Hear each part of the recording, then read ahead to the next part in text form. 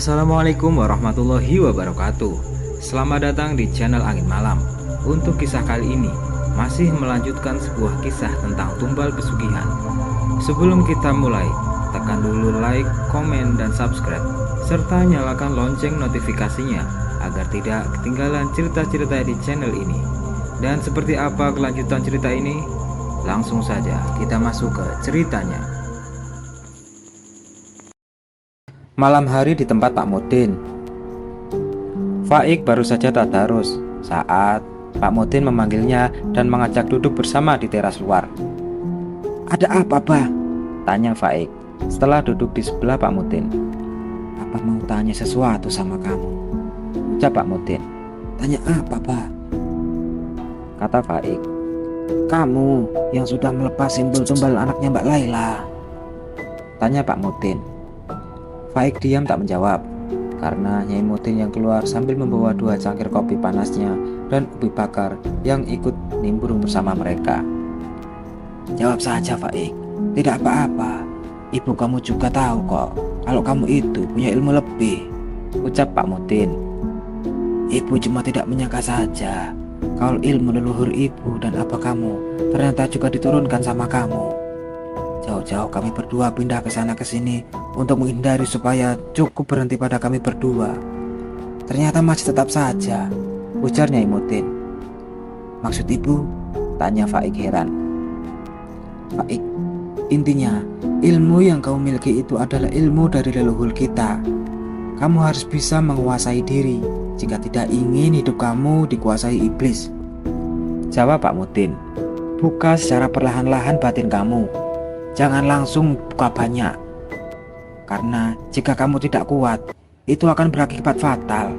Sedikit demi sedikit, dan belajar mencerna bisikan gaib, seperti yang baru-baru ini kamu sering dengar," ucap Nyai Mudin. "Baru-baru ini memang aku sering mendengar suara yang minta tolong, tapi aku sendiri saja bingung. Siapa dia dan di mana dia? Apalagi dia memanggil aku Gus, sedangkan kan aku bukan Gus," kata Faik. "Kamu memang seorang Gus, karena apa kamu ini adalah seorang kiai pemilik pondok di mana kamu menuntut ilmu. Tapi itu semua sudah Abah serahkan pada kakak tertua Abah lain," jawab Nyai Mudin. Faik tercengang, namun dia kemudian terdiam saat telinganya kembali mendengar permintaan tolong. Bahkan kali ini inderanya dengar begitu menyayat. "Tafakur, berdoa, kamu tidak bisa membantunya karena sudah sangat terlambat sekarang. Dia memang sudah ditumbalkan sejak dari kandungan," ucap Pak Mudin tiba-tiba. "Jadi apa tahu?" tanya Faik setelah lepas dari rasa terkejutnya. "Faik, keluarga itu terikat sumpah pesugihan turun-menurun, dan tumbalnya juga sudah diikat sejak dari mana dia di kandungan. Anaknya Mbak Laila masih bisa selamat karena dia tidak diikat janji tumbal," ucap Pak Mudin. "Astagfirullahaladzim. Jadi Pak Dekarwo?" ucap Faik tidak percaya. Bukan Pak Dekarwo, tapi Pak Misnan, bapaknya Pak Dekarwo," jawab Pak Mudin. "Astagfirullah, Pak Misnan. Tapi yang bau setan kok Mbah Kawisem ya, Bah?" ucap Faik kaget. "Karena penciuman kamu belum terasa saja. Sebenarnya Nek Kawisem itu baik. Dia sengaja berperilaku seperti itu hanya untuk menutupi kesedihannya saja. Tadi pun pas dia melihat cicitnya sehat, dia sangat senang. Bahkan tadi berusaha melindungi cicitnya dari iblis peliharaan suaminya, tapi kalah cepat dengan kamu," sahut Nyai Mudin. Apa tidak ada cara untuk memutuskan perjanjian itu? Kasihan kan kalau perjanjian itu terus diturunkan ke anak cucunya?" tanya Faik. "Tentu saja ada. Yang jadi pertanyaan adalah mau tidak yang bersangkutan itu memutuskan perjanjian pesugihan. Dalam hal ini tentu juga kita harus tahu berapa batas keturunan dari perjanjian itu," kata Pak Mudin. "Ribet juga ya. Lagian iblis kok diajak perjanjian?" sahut Faik.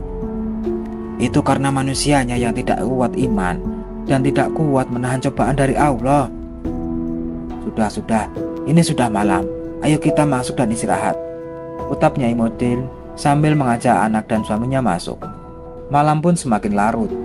Suara hewan malam menjadi sunyi pengantar tidur. Dan di saat orang-orang terlelap dalam buayan mimpi, di salah satu kamar di rumah Pak Dekarwo nampak terlihat sosok tinggi besar dengan mata menyala merah dan lidah yang terjulur dengan air liur yang menetes menjijikan. Sosok itu dengan liar menjilati tubuh seseorang yang tengah tertidur pulas. 1 minggu telah berlalu dan kembali kematian merenggut anak Pak Dekarwo. Kini putra keduanya yang meninggal, sama seperti putra pertamanya. Putra kedua Pak Dekarwo juga penyandang disabilitas. Selang 3 hari kemudian disusul putra ketiganya yang sama-sama penyandang disabilitas meninggal dunia. Kini yang tersisa hanya 2 anak perempuan saja, dan mereka terakhir normal. Mbak Laila adalah anak keempat Pak Dekarwo dan Ibu Marningsih. Mbak Laila sudah menikah dan memiliki 1 orang anak laki-laki yang kemarin sakit, namun sekarang sudah sehat. Suami Mbak Laila seorang pegawai kecamatan, sedangkan Mbak Laila sendiri hanya seorang ibu rumah tangga biasa. Adik bungsu Mbak Laila juga seorang perempuan dan masih duduk di kelas 2 SMA, bernama Dian. Bagaimana saya harus memutuskan perjanjian pesugihan ini? Aku harus mencari tahu caranya. Tapi kemana dan pada siapa? Aku tidak mau anak cucuku menjadi penerus perjanjian pesugihan ini dan menumbalkan darah daging keturunanku.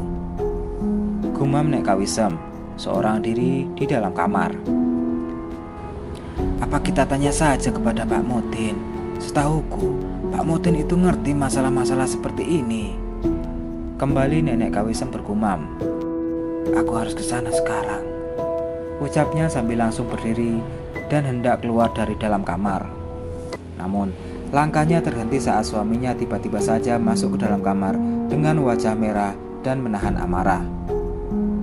Mau kemana kamu? Tegur kakek Misna saat melihat istrinya hendak keluar. Mau keluar? Jawab Nenek Kawisem. Keluar kemana? Apa kamu buta? Saat ini kita sedang terancam dan kamu malah mau keluar kelayapan, kata kakek Misnan. Yang membuat terancam itu kamu, bukan aku. Yang mengikat perjanjian itu kamu, bukan aku. Dan mau aku kelayapan kemanapun, itu bukan urusan kamu, bantah Nenek Kawisem. Jangan jadi kurang ajar kamu, Kawisem. Jika bukan karena aku nikahi, seumur hidup kamu tidak bakalan ada yang mau, bentak kakek Misnan. Aku tidak memintamu untuk menikahiku. Jika saja dulu aku tahu kalau keluargamu bersekutu dengan iblis dengan mengikat perjanjian pesugihan secara turun-temurun, maka aku tidak akan pernah sudi menikah denganmu dan menjadi istrimu selama ini, balas Nenek Kawisem dengan berani. Lalu segera bergegas melangkahkan kaki keluar. Dasar istri tidak tahu diri. Untung darah kamu campuran darah wangi. Coba kalau darah biasa, sudah aku jadikan tumbal pesugihan, ucap kakek Misnan. Punya 1 anak saja tidak bisa menjadi penerus garis perjanjian, karena darahnya justru mengikuti darah Kawisem. Dan bodohnya lagi si Karwo tidak tahu kalau kekayaan yang dia miliki itu karena campur tanganku. Satu-satunya cara, aku harus menunggu langkah Marni. Hahaha. Untungnya si Marni bisa diandalkan. Dasar pura-pura dungu, pura-pura baik dan ramah, padahal dia sangat culas, kata kakek Misnan. Sementara itu di kamar bekas anak pertamanya Pak Dekarwo, terlihat Marningsih sedang bergulat haram dengan sosok tinggi besar berwajah seram. Berkali-kali sosok itu menggeram dan menggerang kenikmatan di bawah kendali Marningsih yang terus bergerak dan bergoyang memutar. Kau manusia yang memiliki hati serakah dan sangat kotor. Pantas saja kau mampu memberikan aku kepuasan berkali-kali. Jika terus seperti ini, maka purnama depan aku memberi kelonggaran tumbal. Geraman dan erangan yang tidak dapat didengar oleh telinga manusia biasa terus terdengar hingga kemudian sosok itu tidak berdaya lagi karena telah mencapai batas kepuasan dunia manusia. Marningsih tersenyum penuh kemenangan. Dengan gerangan gemulai, Marningsih pun memakai kembali bajunya dan merapikan penampilannya. Lalu Marningsi mendekati sosok yang menyeramkan itu tanpa rasa takut sedikit pun. Sekarang, aku yang akan meneruskan perjanjian pesugihan ini dari tangan si tua Bangka Misnan.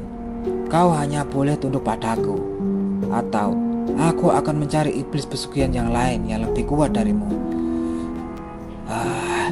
Manusia yang harus tunduk kepadaku, bukan aku yang tunduk kepada manusia, karena manusia hanyalah budak keserakahan dan kelicikan. Jadi jangan pernah kau bernegosiasi denganku. Terserah, yang penting kau sudah mendapatkan aura tubuhku dan kau sudah terikat denganku. Hanya dengan membuka tabir aura penanggulan milikku, maka akan datang banyak iblis yang bersedia menjadi hambaku dan menghapusmu dari perjanjian pesugihan. Iblis itu menggeram marah. Namun anehnya, iblis itu tidak bisa menyentuh Marningsi. Manusia licik, manusia serakah. Rupanya kau sengaja meneteskan auramu pada uratku. Selama ini leluhur si tua Bangka Misnan memang tolol, hingga dengan mudah dipercaya oleh bangsamu. Tapi tidak dengan aku. Syaratku sudah terpenuhi, yaitu melahirkan 3 anak laki-laki untuk dijadikan tumbal utama. Jadi sekarang tuanmu adalah aku. Misnan pun keluar dari dalam kamar mendiang anak pertamanya, lalu menutup serta menguncinya. Misnah mencari keberadaan suaminya, dan rupanya sang suami sedang duduk melamun di teras depan sambil matanya menatap ke arah jalan yang lenggang. Pak, dari tadi dicari, rupanya bapak melamun di sini, sapa Marni. Pak Dekarwo menatap wajah istri yang sangat dia cintai itu dengan pandangan sendu. Bu, anak kita tinggal 2. Ya Allah, apa kesalahan yang sudah bapak lakukan sehingga Allah memberikan cobaan yang begitu berat ini? Ucap Pak Dekarwo dengan wajah yang kemudian menunduk sedih. Istighfar Pak, Allah tidak akan menguji sampai di luar batas kemampuan hambanya. Kita adalah hamba pilihan yang sudah Allah tunjuk untuk memikul beban ini, karena Allah percaya pada kemampuan kita. Hibur Marningsi dengan suara lembut dan bijak. Bersyukurnya bapak memiliki istri yang sabar dan tabah seperti kamu. Terus bersama bapak sampai akhir ya bu. Jangan pernah berpikir untuk meninggalkan bapak, ucap Pak Dekarwo pada istrinya. Insya Allah pak, kita jangan putus asa. Pak, ingat, kita masih punya Laila dan Dian, juga cucu kita, kata Marningsi. Iya, Bu, terima kasih sudah mengingatkan dan memberi semangat pada Bapak. Kita ke rumah Laila yuk, kata Pak Dekarwo. Marningsi pun mengangguk, lalu berjalan berdampingan bersama Pak Dekarwo menuju rumah Laila. Sementara itu, Nek Kawisem saat ini sudah berada di rumah Pak Mutin. Bahkan kini mereka sedang berbincang bersama. Tidak hanya Pak Mutin, tapi juga dengan Nyai Mutin, juga Faik. Maaf kalau suguhannya hanya teh hangat dan singkong saja Bu Kawisem, ucap Nyai. Halah, kalau cuma air, di rumahku ya tidak kekurangan air kok. Sudah tidak apa-apa. Lagi pula, aku kesini juga bukan buat meminta minum dan suguhan. Ada yang aku mau omongkan dengan kalian, sahut Nenek Kawisem yang masih saja ketus karena memang bawaannya seperti itu. Nyai Mutin dan Pak Mutin hanya tertawa kecil mendengar jawaban ketus dari Nenek Kawisem. Sedangkan Faik pun tersenyum simpul. Sungguh, Faik dapat melihat jelas aura putih bersih yang tampak terpancar dari dalam hati Nek Kawisem. Dan hal itu membuat Faik percaya dengan apa yang dikatakan oleh ayahnya. Jika Nek Kawisem memang orang yang baik, yang selama ini berusaha melindungi cucu mantu dan cicitnya. Mau ngomong apa bu? Tanya Pak Mutin ramah. Kamu tidak usah berpura-pura di depanku.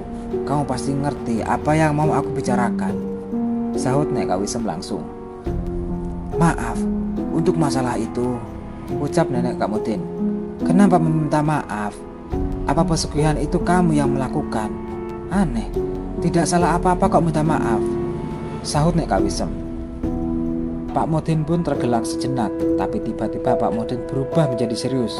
Demikian juga Faik. Apa kalian merasakan itu? Tanya Nek Kawisem pada ketiga orang di depannya yang sekarang berubah menjadi sangat serius. Perjanjian telah berganti tuan. Iblis itu telah mendapatkan keturunan baru yang meneruskan perjanjian pesugihan itu. Tapi kali ini tampaknya jauh lebih berbahaya dari semula, ucap Pak Muhyiddin sangat serius. Sudah aku duga, dasar menantu licik. Selama ini rupanya dia menggunakan darah Haidian untuk membuka aura miliknya, ucap Nek Kawisem geram.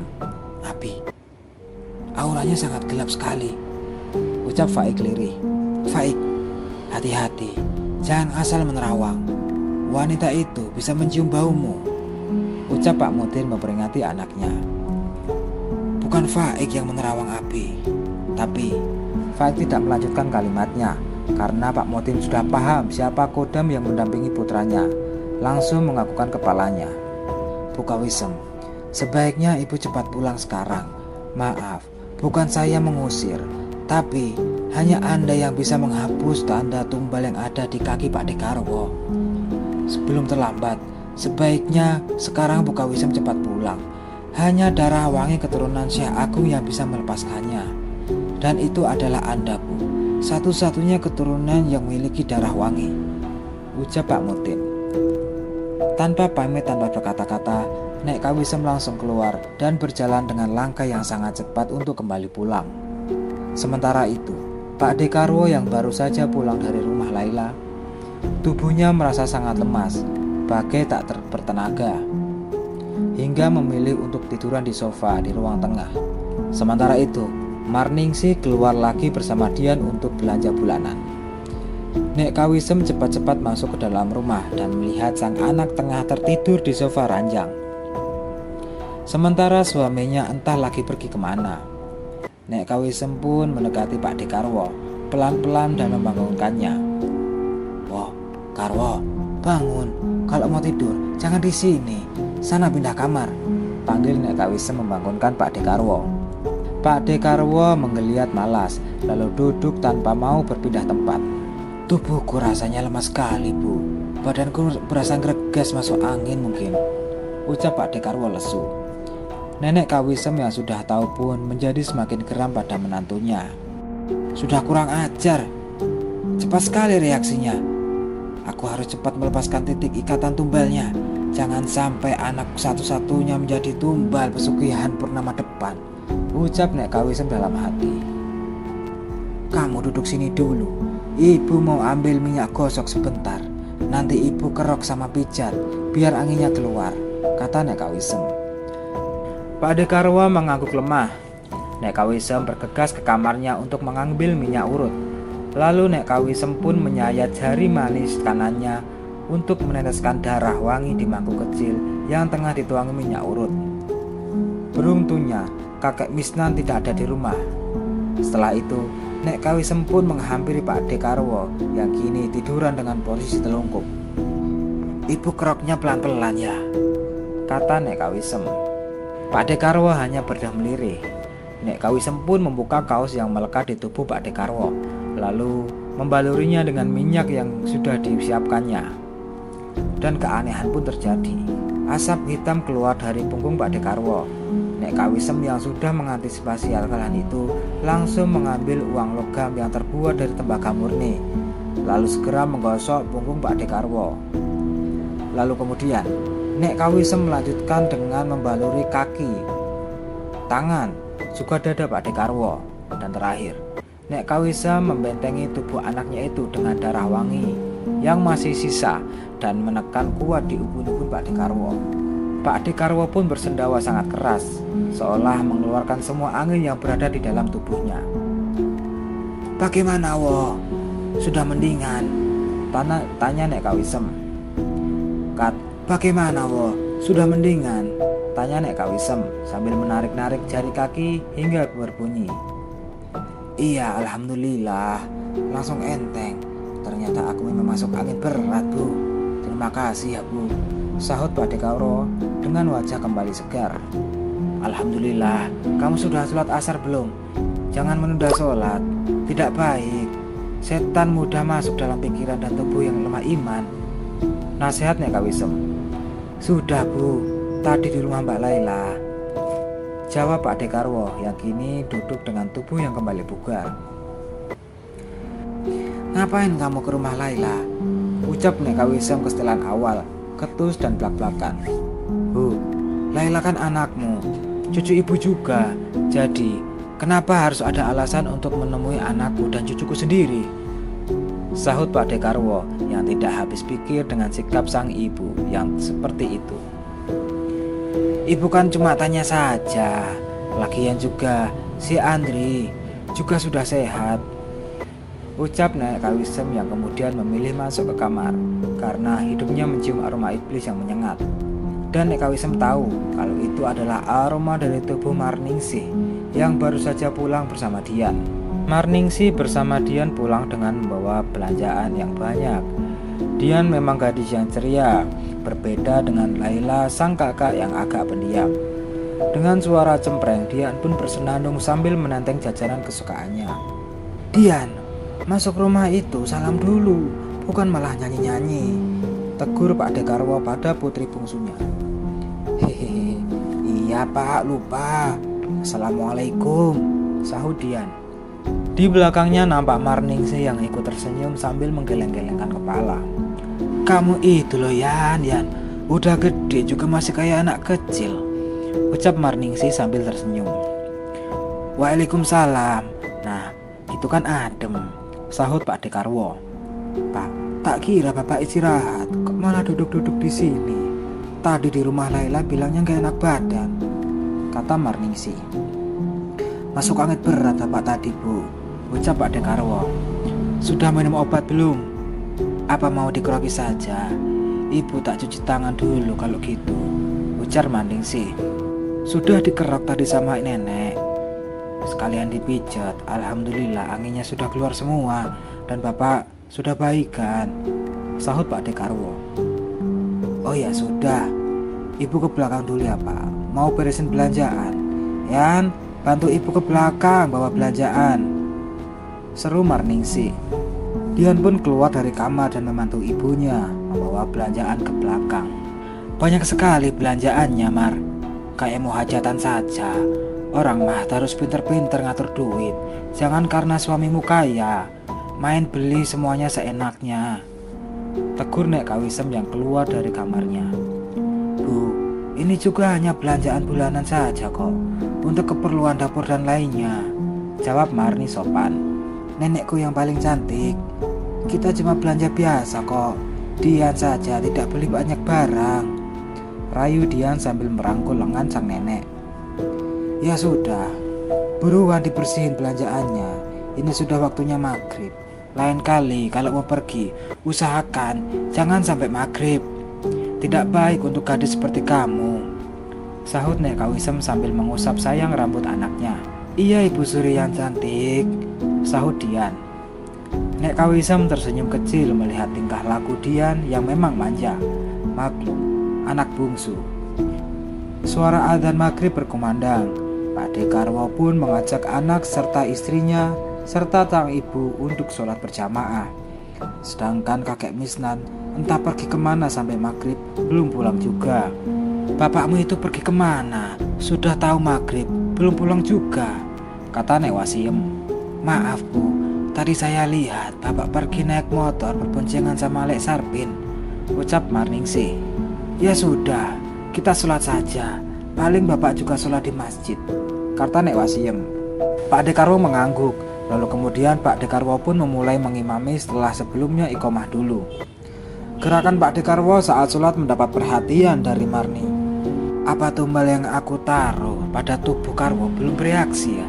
Dia terlihat biasa saja, sangat berbeda pada saat di rumah Laila, kata Marningsih. Hingga sholat selesai, Marningsih terlihat seperti sedang memikirkan sesuatu. Pak, mau makan malam apa?